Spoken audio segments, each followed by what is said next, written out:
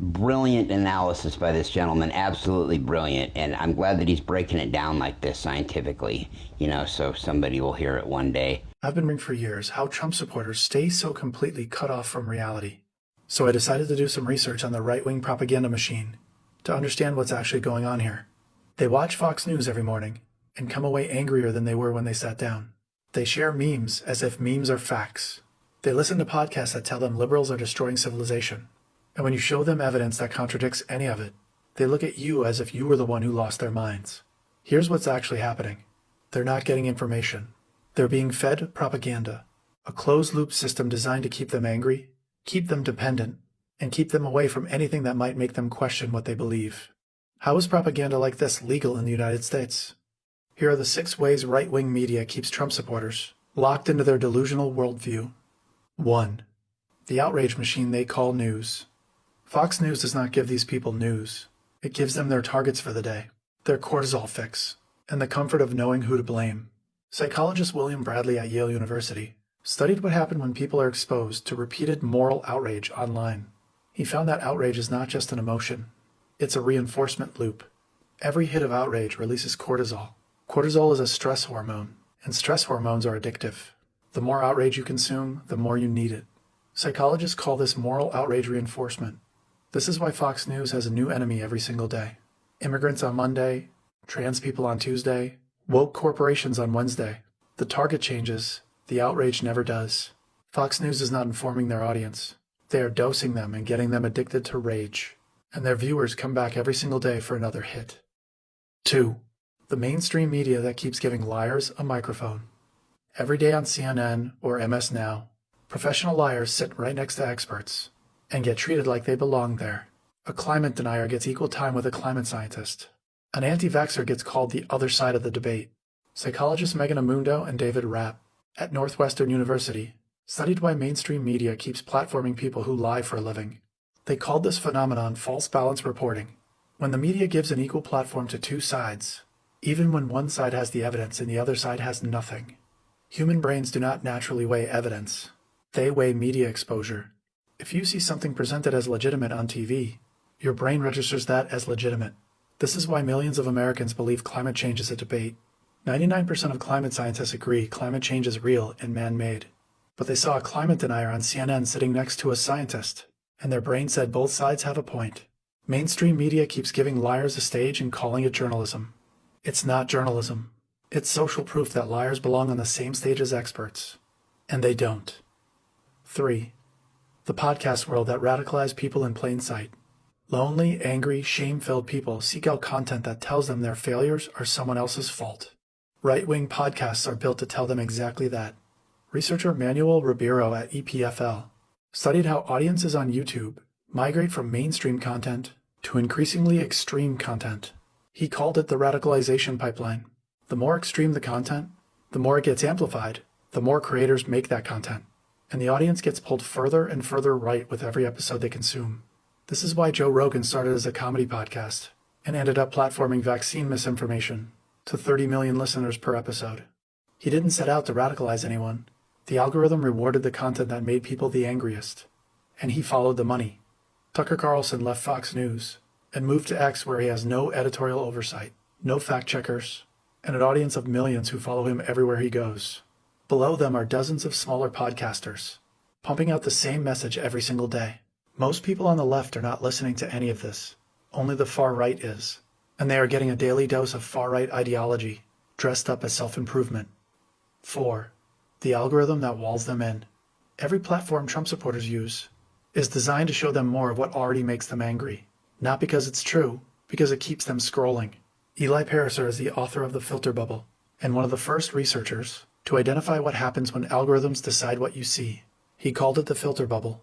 Every algorithm on every platform rewards engagement over accuracy, and nothing drives engagement like outrage.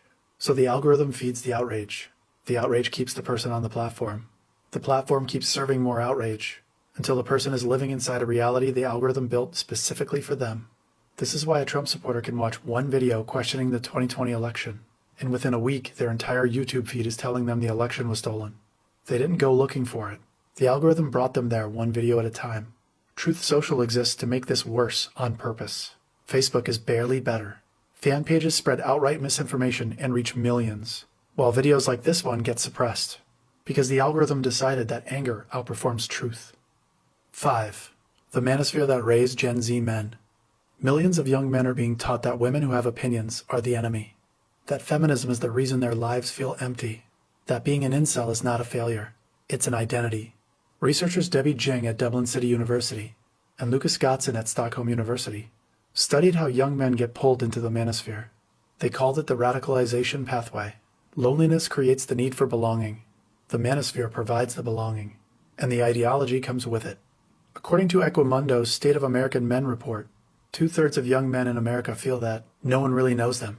That loneliness is an open door to radicalize them. Andrew Tate and a dozen other men like him walked right through that door.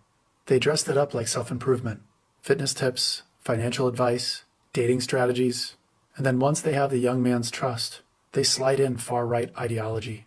This is why a teenage boy searches YouTube on how to get more confident, and 3 weeks later he is watching videos telling him women are inferior, and liberals are destroying masculinity. He didn't choose that destination. He was driven there by algorithms. Millions of Gen Z men are being raised on far-right content right now, and they're being told how to vote. 6. How memes replaced facts. Trump supporters are not reading policy papers. They're not watching congressional hearings. They're getting their political education from images on their phone that take 4 seconds to absorb and 30 seconds to share. Researcher Julia DeCook studied what happens when political propaganda is disguised as humor and spread through social media. She called it symbolic violence through memes. Memes don't just spread lies. They take a complicated worldview and compress it into an image that confirms exactly what you already believe. You don't have to research it. You don't have to question it. You just forward it to a friend or an enemy. A meme takes a complicated lie and turns it into a joke for you to forward to your family group chat. You don't even have to think about it. The lie doesn't even have to be convincing. It just has to be shareable, with pretty pictures on it or a professional look and feel. These memes are so shareable that they spread faster than any fact-checking ever will. This is why millions of Americans still believe the 2020 election was stolen. Not because they researched it, because they saw a meme that said so, and then forwarded that meme to everyone they know. If you make the lie entertaining enough, they will spread the lie for free. This is the right-wing information bubble. 6 layers, each one reinforcing the other. Each one designed to make sure the people inside it never encounter anything that challenges what they already believe. They figured out how to productize outrage, package it, deliver it daily, make it addictive, and then tell their customer that everything wrong in their life is someone else's fault. They're not just selling rage. They're selling a perpetual victim identity to people who are desperate to believe their failures were not their own. And once somebody buys that identity, they'll defend it with everything they have, because the alternative is looking in the mirror and taking accountability for their lives and choices. And that is one thing they will never do. Why Trump supporters are all feelings and no breaks. There's a psychological reason for that. In 2000, psychologist Paul Slovak at the University of Oregon published research on how people make decisions when emotions take over.